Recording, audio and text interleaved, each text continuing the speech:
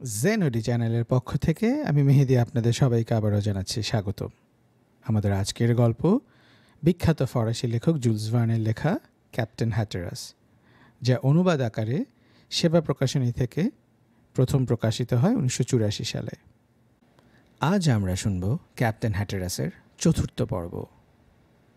আমাদের গল্প পাঠ যদি আপনাদের ভালো লেগে থাকে তবে বরাবরের মতো একই অনুরোধ, দয়া করে চ্যানেলটি সাবস্ক্রাইব করে যাবেন। এছাড়াও আপনাদের ভালো লাগা মন্দ লাগা লাইক, কমেন্ট কিংবা শেয়ারের মাধ্যমে জানিয়ে যেতে পারেন। শুরু করা যাক আমাদের আজকের গল্প ক্যাপ্টেন হ্যাটারাস। অধ্যায় 15। ডক্টর জনসন ভালুকটার মাংস কেটে টুকরো টুকরো করে নিলেন।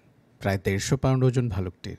ডক্টর কিছুটা আশ্বস্ত হলেন, যাক, অন্তত বেশ কিছুদিন খাবারের চিন্তা করতে হবে না। এক গাদা মাংসের টুকরো নিয়ে ওরা ফিরে এলো ইগলুতে। এতদিন অনাহারে থাকার পর একসঙ্গে এত মাংস দেখতে পেয়ে সবাই কাঁচা মাংসের উপরে ঝাঁপিয়ে পড়ে আর কি। কিন্তু ডক্টর সবাইকে বাধা দিলেন, বললেন কাঁচা মাংস খেলে যে কোনো রোগে পেয়ে বসতে পারে, সুতরাং মাংস না পুড়িয়ে খাওয়া চলবে না। এদিকে এক অঘটন ঘটে গেছে।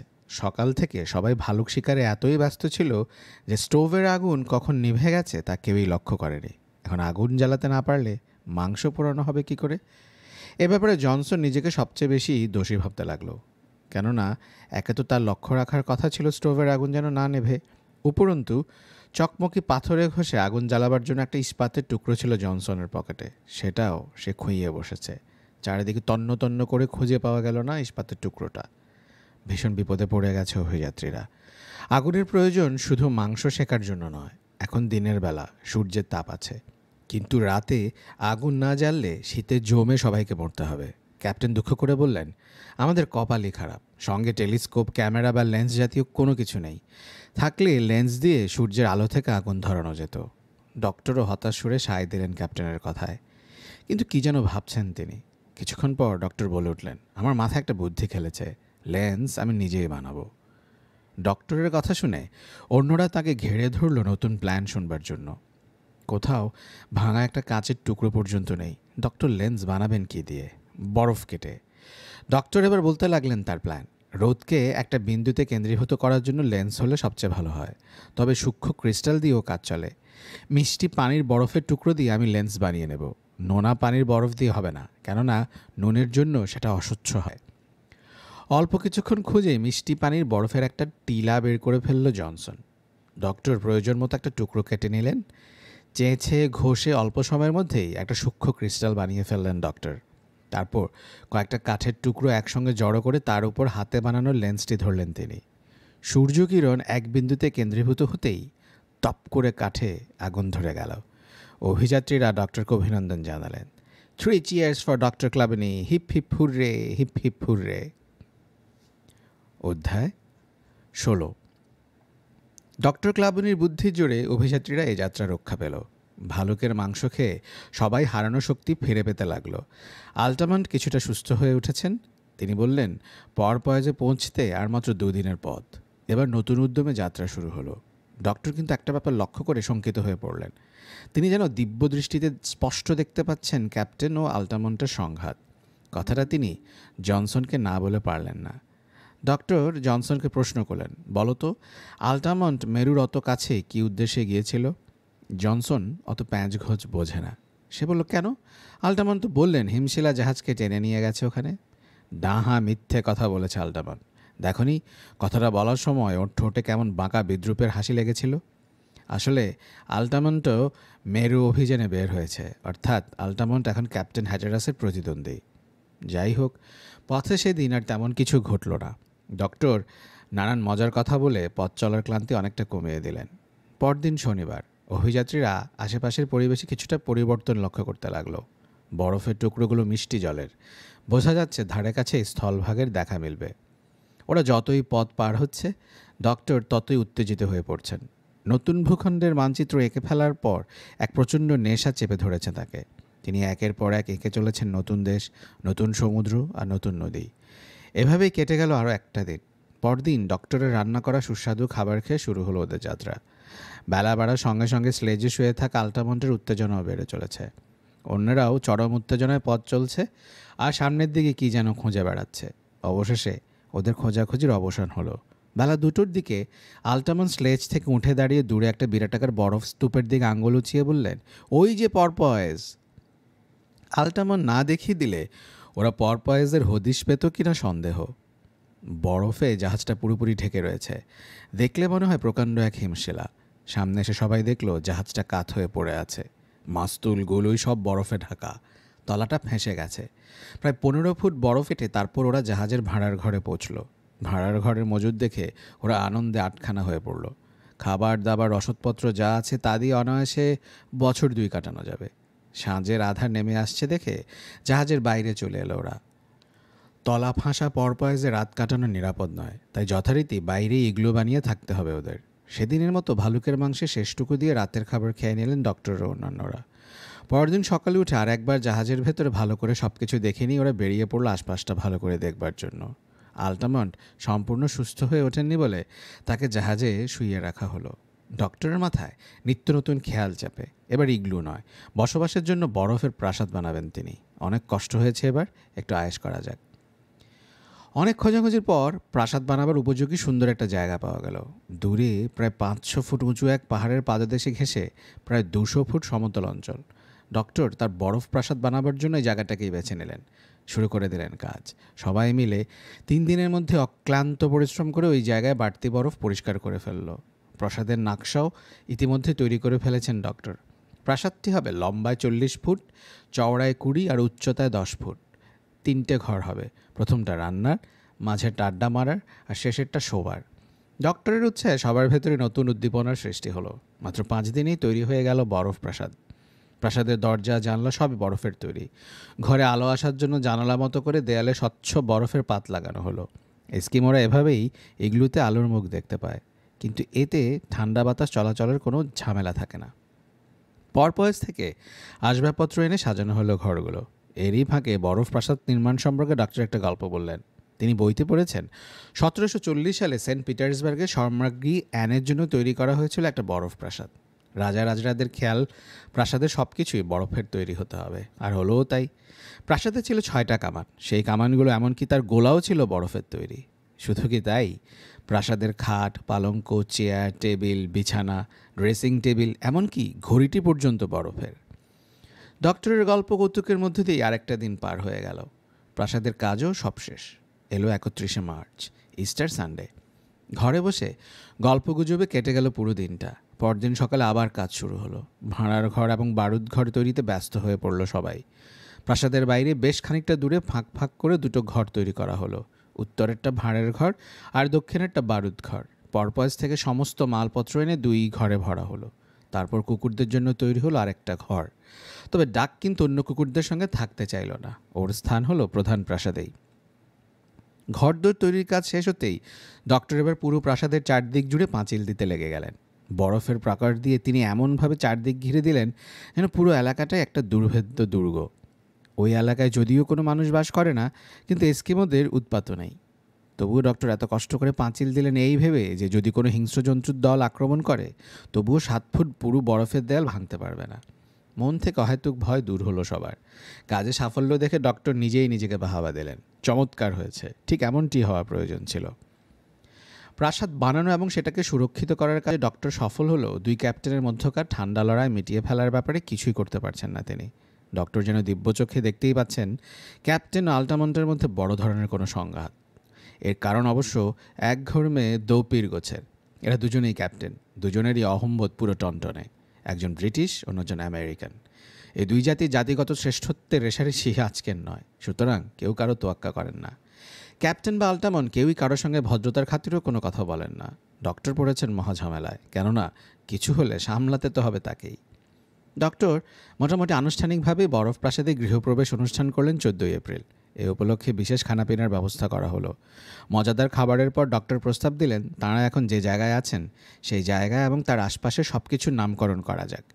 ডক্টরের প্রস্তাব সবারই মনে ধরল। প্রথমেই ক্যাপ্টেন তাদের বাড়িটার নাম দিলেন ডক্টর হাউস। এ নামে কারো আপত্তি থাকার কথা নয়। সবাই এক বাক্যে ক্যাপ্টেনের নামকরণে সম্মতি জানালো। আলতামন্ত্র এই নামকরণ খুশি মনে মেনে নিলেন। মেনে না নেওয়ার কোনো কারণই নেই, কেননা বরফ প্রাসাদের স্রষ্টা ডক্টর ক্লাবেনি। তাছাড়া ডক্টরের বিচক্ষণ বুদ্ধির জন্যই আজও সবাই বেঁচে আছেন। ডক্টর হাউস নামকরণ পরেই শুরু হলো বিপত্তি।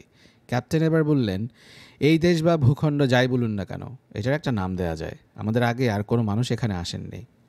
ক্যাপ্টেনের কথা শেষ না হতেই আল্টামন্ট রুখে দাঁড়ালেন। জোর গলায় তিনি বলে উঠলেন, আপনার কথা ঠিক নয় ক্যাপ্টেন।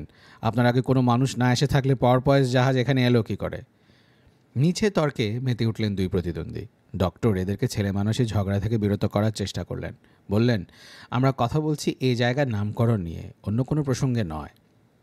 তা ঠিক, এই জায়গার নামকরণ আগেই করা হয়েছে, আল্টামন্ট বললেন। সঙ্গে সঙ্গেই হ্যাটরাস বিদ্রুপের সুরে বলে উঠলেন, কে করেছে নামকরণ? আপনি? অবশ্যই, আমিই তো আগে এসেছি এই ভূখণ্ডে। তা তো এসেছেন ঠিকই, কিন্তু আমরা আপনাকে উদ্ধার না করলে 20 ফুট বরফের নিচেই মরে পড়ে থাকতে হতো। সে কথা কি এরই মধ্যে ভুলে গেলেন? মানলাম, কিন্তু আমি না থাকলে সবাইকে যে না খেয়ে শীতে জমে মরতে হতো সে কথাও কি নতুন করে বলতে হবে? ডক্টর দেখলেন, এখনই যদি এই বিতর্ক না থামানো যায় তাহলে কখন যে বিশ্রী কিছু একটা ঘটে যাবে কে জানে। তিনি বললেন, এ কি শুরু করেছেন আপনারা ক্যাপ্টেন? আল্টামন্ট যে এই ভূখণ্ডে আগে এসেছেন সেটা সবাই জানে, আর উনি যদি কোনো নাম দিয়েই থাকেন তাহলে সেটা মেনে নিতে হবে বই কি। কী নাম দিয়েছেন আপনি আল্টামন্ট? New America. নাম শুনেই ক্যাপ্টেনের রক্ত টকবক করে উঠল, কিন্তু ডক্টরের ভয়ে আল্টামন্টকে কিছু বলতে সাহস পেলেন না। তবে তাড়াতাড়ি বলে উঠলেন, ঠিক আছে, আল্টামন্ট তো শুধু দেশটার নাম দিয়েছে, আমি এই উপসাগরের নাম দিচ্ছি ভিক্টোরিয়া বে। ক্যাপ্টেনকে আর কিছু বলার সুযোগ না দিয়ে তক্ষুনি আল্টামন্ট বলে উঠল, তাহলে ওই অন্তরীপটার নাম হোক ক্যাপ ওয়াশিংটন। ডক্টর কাউকে কোনো সুযোগ দিতে চান না। সুযোগ পেলেই ক্যাপ্টেন ও আল্টামন্ট গণ্ডগোল বাঁধাবে। তাই এক নাগারে নাম দিয়ে চললেন দূরের ওই দ্বীপের নাম হোক জনসন আইল্যান্ড। জনসন কিছুটা আপত্তি করতে চাচ্ছিল, কিন্তু ডক্টর সেদিকে ভ্রুক্ষেপ না করে বলে চলেছেন, পশ্চিমের পাহাড়টা হোক বেল মাউন্ট, আর এই দুর্গের নাম হোক দৈব দুর্গ। দৈব যদি আমাদের সহায় না হতো তাহলে ওয়াশিংটন কিংবা ভিক্টোরিয়া কারো কি সাধ্য ছিল আমাদের এখানে আনে? অকাট্য যুক্তি ডক্টরের। সবাই মেনে নিল তার দেয়া নাম। এমনকি আল্টামন্ট উল্লাসে সমর্থন জানালেন ডক্টর ক্লবনের প্রতি। সমাপ্তি ঘটল দুই প্রতিদ্বন্দ্বীর সাময়িক তর্ক বিতর্কের। নির্মিত হয়েছে সুরক্ষিত দৈব দুর্গ, নামকরণ হয়েছে নতুন ভূখণ্ডের, উপসাগর এবং অন্যান্য জিনিসের। অভিযাত্রীদের দিন কেটে যাচ্ছে নিত্য নতুন অভিজ্ঞতার মধ্য দিয়ে। অধ্যায় 17। ডক্টর ক্লাবনির মাথায় নিত্য নতুন খেয়াল চাপে। এবার তিনি ভাবলেন একটা লাইট হাউস তৈরি করা প্রয়োজন। আলোক স্তম্ভ থাকলে ঘন কুয়াশা বা তুষার ঝটিকার মধ্যেও আলো দেখে বাড়ি ফেরা যাবে। পথ হারিয়ে বিপদের সম্ভাবনা থাকবে না। লাইট হাউস বসানোর জায়গাও বেছে নিয়েছেন ডক্টর। বরফ প্রাসাদের পেছনে যে পাহাড়টা, সেটার চূড়া যথেষ্ট উঁচু এবং লাইট হাউসের জন্য বেশ উপযোগী। ডক্টর তার নতুন প্রস্তাব পেশ করতেই আল্টামন্ট জানতে চাইলেন, আলোক কী দিয়ে জ্বালবেন ডক্টর? সিলেট তেল দিয়ে কি? না, তেলের আলোর প্রখরতা অনেক কম, তেল দিয়ে চলবে না। তাহলে কয়লার গ্যাস ছাড়া আর কী আছে? আল্টামন্টের কথায় ডক্টর বেশ অবাক হয়ে বললেন, কী যে বলেন, নিজেকে বাঁচানোর জন্য কয়লা পাওয়া যায় না, আর সেই কয়লা দিয়ে কিনা আলোকস্তম্ভ জ্বালাবো? জনসন বুঝে ফেলেছে ডক্টরের মাথায় অন্য কিছু খেলছে, তাই সে বলল, ডক্টর নিশ্চয়ই আবার নতুন কিছু ভেবে বের করেছেন। এবার ডক্টর তার পরিকল্পনার কথা বললেন। পরপয়েজের বনসেন ব্যাটারি দেখেছি, সেটা নষ্ট হয়নি। ওটা দিয়েই আলোক স্তম্ভের বাতি জ্বালাবো। বরফের চাই দিয়ে পাহাড়ের চূড়ার উপর 10 ফুট উঁচু একটা স্তম্ভ তৈরি করলেন ডক্টর। স্তম্ভের উপর বসালেন জাহাজের একটা বৈদ্যুতিক লণ্ঠন। সেটার সঙ্গে তার জোড়া লাগিয়ে সংযোগ নিয়ে এলেন বরফ প্রাসাদে। সেখানে রাখলেন ব্যাটারিটা। সন্ধ্যায় লণ্ঠনের কার্বন পেন্সিল দুটো মুখোমুখি ধরতে ব্যাটারি চার্জে জ্বলে উঠল আলো। ডক্টর আর একবার তার কেরামতি দেখিয়ে সবাইকে অবাক করলেন। আবারও একঘেয়ে হয়ে উঠছে অভিযাত্রীদের জীবন। নতুন কিছুই করার নেই, বিরক্তিকর ঠেকছে সব কিছু। মাঝখানে সপ্তাহখানেক আবহাওয়া খারাপ থাকায় প্রায় গৃহবন্দী অবস্থায় দিন কাটাতে হলো সবাইকে। 21শে এপ্রিল আকাশ মোটামুটি ভালো থাকায় ডক্টর ক্লাবনি, আল্টামন্ট ও বেল বের হলো শিকারের খোঁজে। হাঁটতে হাঁটতে প্রায় 15 মাইল পার হয়েও কোনো কিছুই পাওয়া গেল না। এদিক সেদিকে বরফের ফাঁক দিয়ে কিছু গর্ত দেখা গেল। সিল মাছ এসব গর্ত দিয়ে বের হয় শ্বাস নেওয়ার জন্যে। ডক্টর ওদের জানালেন, এস্কিমোরা শীতের সঙ্গে লড়বার জন্য গা গরম রাখতে দৈনিক প্রায় 10 থেকে 15 পাউন্ড সিলের মাংস খায়। ডক্টর কথা বলতে বলতেই লক্ষ্য করলেন দূরে কী যেন একটা নড়ছে।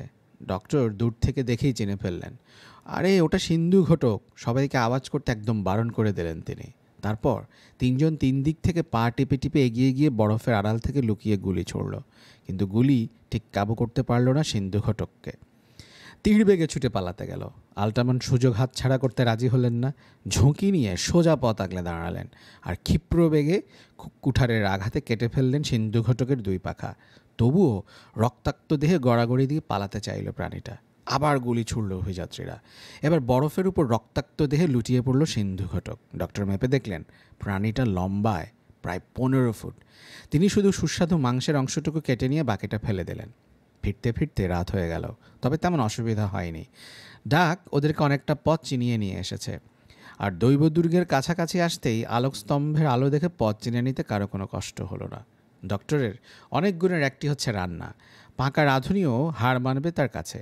সিন্ধু ঘটকের মাংস দিয়ে এমন সুস্বাদু কাটলেট বানালেন যা একবার খেলে সহজে কেউ ভুলতে পারবে না। কাটলেট খাওয়াবার পর কফি বানালেন ডক্টর। কফিতে চুমুক দেওয়ার ফাঁকে ফাঁকে মানুষের উত্তাপ সইবার ক্ষমতা সম্পর্কে তিনি এমন এক গল্প বললেন যা শুনে সবাই অবাক। মানুষ নাকি 300 ডিগ্রি উত্তাপ পর্যন্ত সইতে পারে। সবার শেষে খাওয়া শেষ করে কফিতে চুমুক দিয়ে আর্তনাদ করে বলে উঠলেন আল্টামন্ট, ডক্টর কি আমাদের জিভ পোড়ানোর বন্দোবস্ত করেছেন নাকি, যে এত গরম কফি খেতে দিয়েছেন? আল্টামন্টের কথা শুনে ডক্টর বললেন, অভ্যাস থাকলে সবই পারা যায়। তারপর নিজের কাপে থার্মোমিটার ডুবিয়ে সবাইকে রিডিং দেখালেন 131 ডিগ্রি। তারপর বেশ মজা করে চুমুক দিয়ে দিয়ে খেতে লাগলেন কফি। ডক্টরের দেখা দেখি বেলও যেই চুমুক দিয়েছে অমনি চিৎকার করে উঠল সে। গরমে জিভ পুড়ে গেছে তার। ডক্টর বললেন, অভ্যাস না থাকলে এমনই হয়, কিন্তু অভ্যাস থাকলে যে কি বিস্ময়কর উত্তাপ মানুষ হইতে পারে তা ভাবলেও অবাক হতে হয়। ফ্রান্সের এক রুটি কারখানায় কয়েকটি মেয়ে বাজি ধরে 300 ডিগ্রি উত্তাপে 10 মিনিট দাঁড়িয়েছিল। সবচেয়ে মজার ব্যাপার হলো, এত উত্তাপে ওদের কিছুই হয়নি, অথচ পাশে রাখা ডিম আর মাংস সেদ্ধ হয়ে গিয়েছিল। বরফ প্রাসাদে বসে ডক্টরের মুখ থেকে মানুষের অবাক করা ক্ষমতার কথা শুনে শীতের দিনেও যেন ঘেমে উঠল সবাই। সত্যি বড় আশ্চর্য মানুষের ক্ষমতা। অধ্যায় 18। সময় আর কাটতে চায় না। প্রচণ্ড শীত, বাইরে বের হওয়া যায় না, ঘরেও করার কিছু নেই। বসে থাকতে থাকতে আলসেমিতে পেয়ে বসলো সবাইকে। ডক্টর ভাবছিলেন এই বিরক্তি দূর করার জন্য কিছু একটা করা দরকার। পূর্ববর্তী অভিযাত্রীরা এ ধরনের পরিস্থিতিতে কি করে সময় কাটাতেন সেই কথাটাই তার মাথায় ঘুরপাক খেতে লাগলো। ডক্টর প্রস্তাব করলেন, আমরা যেভাবে শুয়ে বসে সময় কাটাচ্ছি এটা কিন্তু মোটেও ভালো হচ্ছে না। তার চেয়ে কিছু একটা করে সময় কাটানো যাক। আলটামন্ট জিজ্ঞেস করলেন, কিছু একটা কি? যেমন ধরুন খবরের কাগজ বের করা কিংবা নাটক অভিনয়। ডক্টরের কথায় অন্যরা তো অবাক। কি পাগলের মতো কথা বলছেন ডক্টর, এখানে শীতের প্রকোপে সবাই অস্থির, আর তিনি কিনা খবরের কাগজ বের করতে চান, নাটক করতে চান? ডক্টরের মাথাটা খারাপ হয়ে গেল না তো? না, ডক্টরের মাথা খারাপ হয়নি। শীতের একঘেয়েমি ও বিরক্তি কাটানোর জন্য পূর্ববর্তী অভিযাত্রীরা নিত্য নতুন বুদ্ধি বের করতেন। নানান মজাদার ও কৌতুকপূর্ণ খবর লিখে বের করতেন খবরের কাগজ। সেটা সবাই গোল হয়ে বসে পড়তেন। বেশ কিছুটা সময় কেটে যেত আনন্দ আর হই হুল্লোড়ে। তারপর সবার জানা নাটকের অংশবিশেষ অভিনয় করত। এভাবেই তারা বরফবন্দি জীবনের একঘেয়েমি দূর করতেন।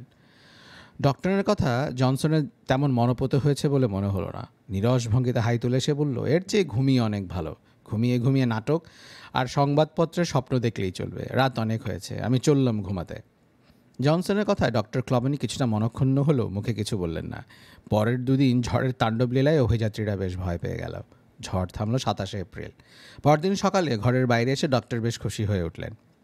মেরু আবহাওয়া সম্পর্কে যথেষ্ট ভালো জ্ঞান রাখেন তিনি বুঝলেন শীতকাল প্রায় শেষ হয়ে এসেছে, আর মাসখানেকের মধ্যেই ঋতুরাজ বসন্তের আগমন ঘটবে এই মেরু অঞ্চলে।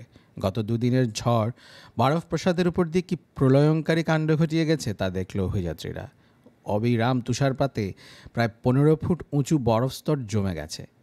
আগের এবড়ো খেবড়ো জায়গাগুলো বরফে ঢেকে গিয়ে সমতল ভূমিতে পরিণত হয়েছে। সবাই মিলে গাইতি কোদাল দিয়ে বরফ কেটে দুর্গের পাঁচিলটা আবার ঠিক করে দিল। ভাড়ার ঘর থেকে কিছু খাবার দাবার এনে মজুত করলো ওরা রান্নাঘরে। বিপদ আপদের কথা কিছুই বলা যায় না, আবার কখন ঝড় শুরু হয়ে যায় কে জানে।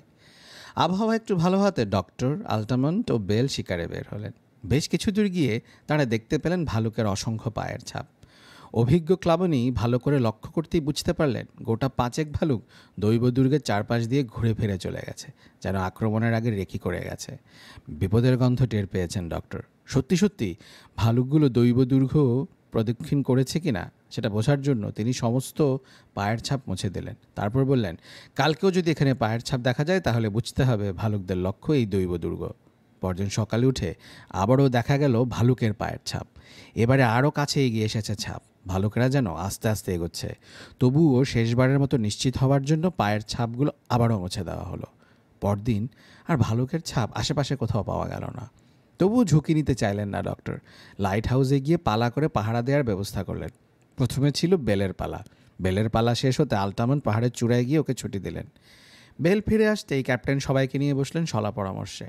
বহুদিন ধরেই ক্যাপ্টেন সুযোগ খুঁজছিলেন 3 সঙ্গীকে নিয়ে আলোচনা করার, কিন্তু আল্টামন্টের জন্য কিছুতেই সুযোগ পাচ্ছিলেন না।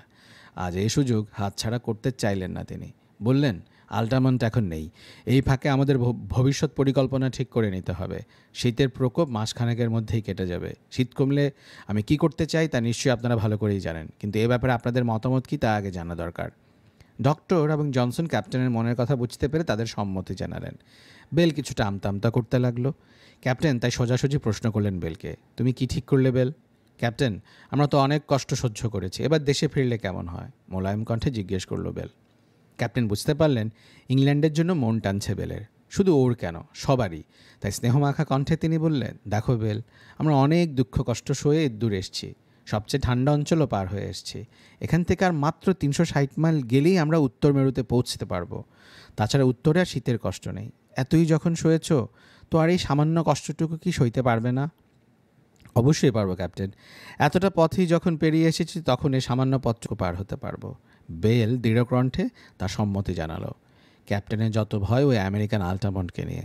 আল্টামন্টও একজন ক্যাপ্টেন। এখন কে শুনবে কার কথা, কে করবে অধিনায়কত্ব? তার মনের ভয়টা আগাম আভাস দিয়ে রাখলেন তার সঙ্গীদের। ডক্টর জিজ্ঞেস করলেন, কোন পথে এবার যাত্রা শুরু হবে ক্যাপ্টেন? কেন, উপকূল ধরে চলবো আমরা, তা তো বুঝলাম, কিন্তু যেতে যেতে যদি সামনে সমুদ্র পড়ে তাহলে কি করব আমরা? এই জন্যই আগে থেকে প্রস্তুতি নেওয়া দরকার। আমার তো মনে হয় পরপয়েজ জাহাজের ভাঙা কাঠ দিয়ে একটা নৌকা তৈরি করে নিলেই হয়। এতক্ষণ ক্যাপ্টেনের মেজাজ ভালোই ছিল, কিন্তু পরপয়েজের কাঠ দিয়ে নৌকা বানানোর কথা শুনেই খেপে উঠলেন তিনি। বললেন, আমেরিকান জাহাজের কাঠ দিয়ে তৈরি নৌকায় মেরুকেন্দ্রে যাব আমি? তা কখনো হতে পারে না। ডক্টর আর কোনো কথা বলার সুযোগ পেলেন না, কেননা আল্টামন ডিউটি শেষ করে ফিরে এসেছেন। সবাই চট করে অন্য প্রসঙ্গে চলে গেল। আল্টামন ভালুকের ছায়াও দেখতে পাননি। সবাই নিশ্চিত হলেন ভালুকগুলো নিশ্চয়ই অন্য কোথাও চলে গেছে, ওদের আর ভয় নেই। অভিযাত্রীরা আর পাহারা দেবার প্রয়োজন বোধ করল না, নিশ্চিন্তে ঘুমিয়ে পড়ল সবাই। কিন্তু পরদিন সকালবেলা ওদের জন্য কি সাংঘাতিক বিপদ অপেক্ষা করছে তা যদি ওরা ঘুণাক্ষরেও টের পেত, তাহলে পাহারা তুলে নেওয়ার কথা কেউ মুখেও আনত না। পরদিন সকাল, জনসনকে ডক্টর হাউসের পাহারায় রেখে ক্যাপ্টেন আল্টামন্ট ও বেল শিকারে গেলেন, আর ডক্টর গেলেন জনসন আইল্যান্ডে ওখানকার প্রাকৃতিক পরিবেশ খুঁটিয়ে দেখতে। অল্প কিছুক্ষণ পরে বন্দুকের আওয়াজ শুনতে পেয়ে কিছুটা অবাকই হলো জনসন। আজ এত কাছাকাছি শিকার পাওয়া গেল, মনে মনে ভাবল সে। আবার শোনা গেল গুলির আওয়াজ। এবার বেশ খুশি হয়ে উঠল সে। আজ নিশ্চয়ই খাওয়াটা বেশ মজাদার হবে, অনেক শিকার পাচ্ছে ওরা। কিন্তু ওর এই আনন্দের ভাবটা বেশিক্ষণ রইল না। বন্দুকের একটানা গুড়ুম গুড়ুম আওয়াজ ওকে বেশ দুশ্চিন্তায় ফেলল। চোখ মুখ কালো হয়ে গেল অশুভ আশঙ্কায়। ছুটে পাহাড়ের চূড়ায় গিয়ে উঠল জনসন। যা দেখল তাতে ভয়ে ওর হৃদস্পন্দন বন্ধ হবার উপক্রম হলো।